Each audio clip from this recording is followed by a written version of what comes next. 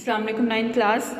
आज हम next topic देखेंगे रियासत का इस्तेहकाम और आइन की तैयारी। ठीक है, तो जो पाकिस्तान के नाम से नई रियासत बनी थी, ठीक है, नया मुल्क वजूद में आया था, नई रियासत वजूद में आई थी, उसकी मजबूती के लिए, उसके इस्तेहकाम के लिए और उसके लिए एक आइन तैयार करने के लिए जो है वो क्या काम किए गए, ठीक है, क्या इक़दाम किए गए, कैसा कानून बनाया, क्या कानून बनाया गया कि जिसको लेकर जो है, जिस पर अमल करके इस मुल्क को जो है वो चलाया जा सके।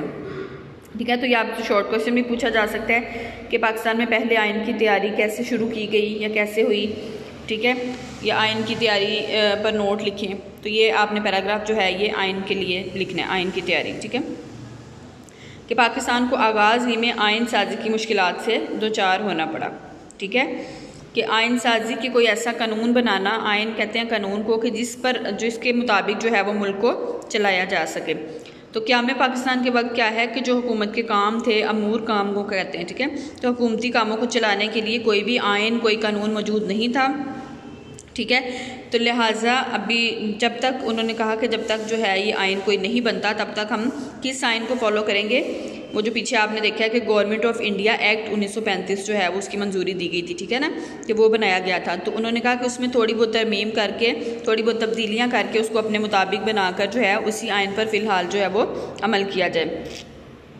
ठीक है, क्योंकि ये आइन जो था, जो नई मुमलिकत बनी थी, नया मुल्क बना था, उसके तकाज़ों और उमंगों के मुताबिक ना था, इसलिए इसकी जगह कौमी एहसासात से हमाहंग आइन बनाया गया, जिसके तहत वफाकी निज़ाम राइज किया गया। ठीक है, क्या मतलब है इसका कि जो आइन पहले गवर्नमेंट ऑफ इंडिया एक्ट 1935 में बनाया गया था वो उनका पुराना जो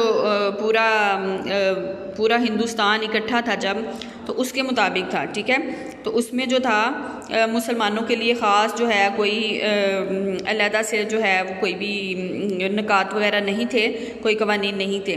ठीक है, तो इसलिए उन्होंने क्या किया कि नई आइन में कुछ तब्दीलियाँ की, जिससे लोगों में कौमी एहसासात जो हैं, कौम के बारे में या अपने मुल्क के बारे में, अपने मुल्क से मोहब्बत के लिए जो है वो या उनके जो हकूक़ हैं उनको पूरा करने के लिए जो है वो कुछ कवानीन बनाए जाएँ। ठीक है, तो इसलिए थोड़ी सी तब्दीलियाँ वगैरह जो हैं वो की गई।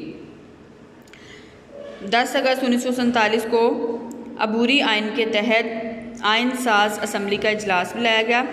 ये असम्बली आइन साजी के अलावा मरकज़ी पार्लियामेंट का किरदार भी अदा कर रही थी। ठीक है, तो फिर इसमें जो तब्दीलियाँ करके एक आइन बनाया गया, उसे अबूरी आइन। ठीक है, अबूरी आइन कौन सा होता है कि जो थोड़े वक्त के लिए जो है वो वक्ती तौर पर जो है कोई आइन बनाया जाता है थोड़े वक्त के लिए। ठीक है, तो 10 अगस्त 1947 को जो है फिर अबूरी आइन जो बनाया गया था, उसके तहत जो है आइन साज असम्बली, जो आइन साज आइन बनाने वाली, ठीक है, आइन बनाने वाली जो असम्बली है उसका इजलास बुलाया गया। तो उसमें तब्दीलियाँ वगैरह जो है वो फिर की गई, तो ताकि उसको मुल्क में लागू करने के जो वो काम आ सके। तो ये शॉर्ट क्वेश्चन आपने करना है।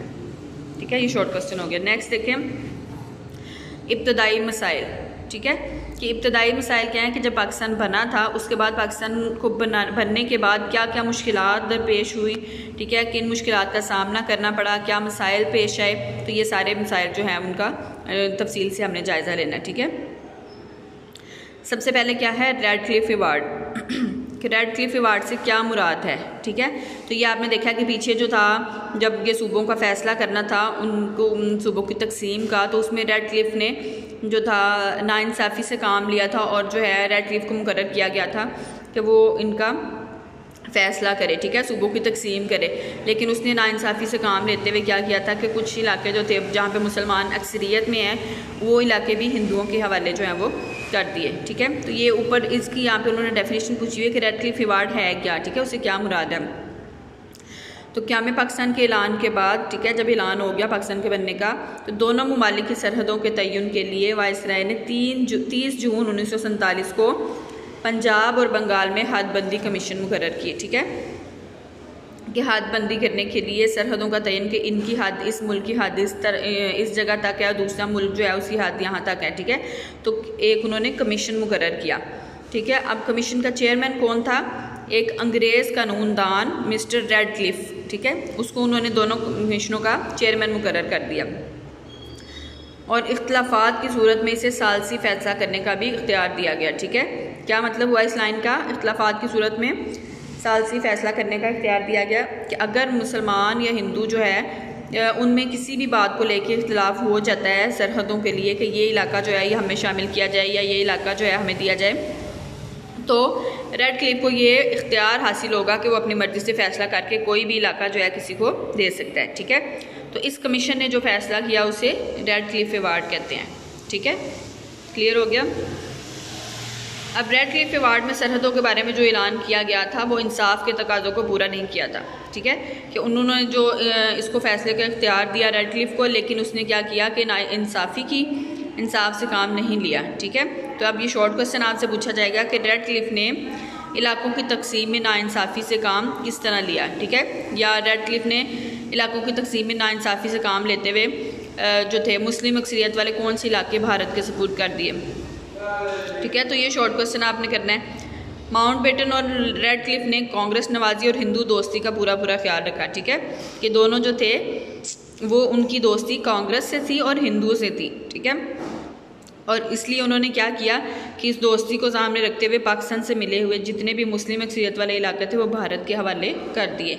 ठीक है, तो गुरदासपुर का मुस्लिम इलाका भारत को देकर कश्मीर तक इसकी रसाई को मुमकिन बना दिया। ठीक है, तो गुरदासपुर का जो इलाका था वहाँ पे मुसलमान अक्सरियत में थे। ठीक है, ज़्यादा तादाद में थे। तो असूल ये था कि असूलन वो इलाका जो है वो किसके पास जाना चाहिए था, मुसलमानों के पास, लेकिन उसने नाइंसाफ़ी से काम लेकर जो गुरदासपुर का इलाका था वो भारत को दे दिया और भारत ने वहाँ से फिर दाखिल होकर कश्मीर पर जो है उस पर कब्ज़ा कर दिया और कश्मीर तक मुसलमानों की जो है वो रसाई ना हो सकी। ठीक है, तो इसी वजह से जो है फिर वो मसला कश्मीर पैदा हो गया जो कि आज तक हल तलब है।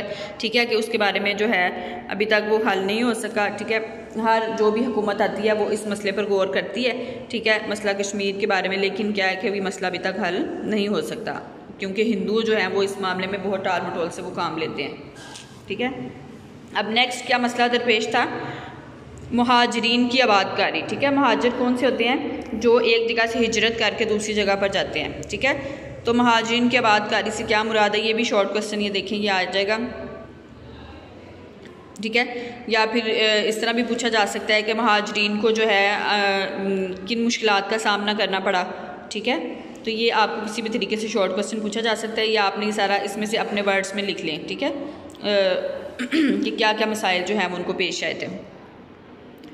आज़ादी हिंद और क़याम पाकिस्तान के वक्त कहीं भी ये बात तय ना थी कि पाकिस्तान के हिंदू भारत जाएंगे और भारत के मुसलमान पाकिस्तान चले जाएंगे।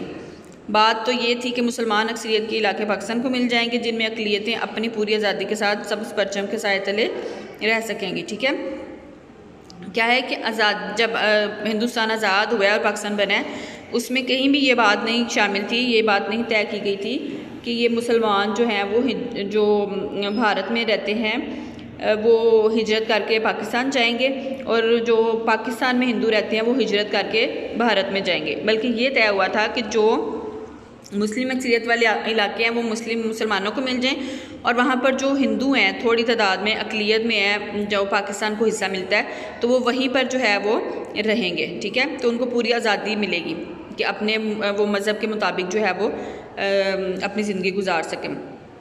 लेकिन क्या है कि फिर उनको जो है हिंदुओं ने मजबूर कर दिया हिजरत पर। ठीक है, उन्होंने उनके लिए मुसलमानों के लिए जगह इतनी तंग कर दी कि उनके लिए जो है वो हिजरत करना जो है फिर वो ज़रूरी हो गया।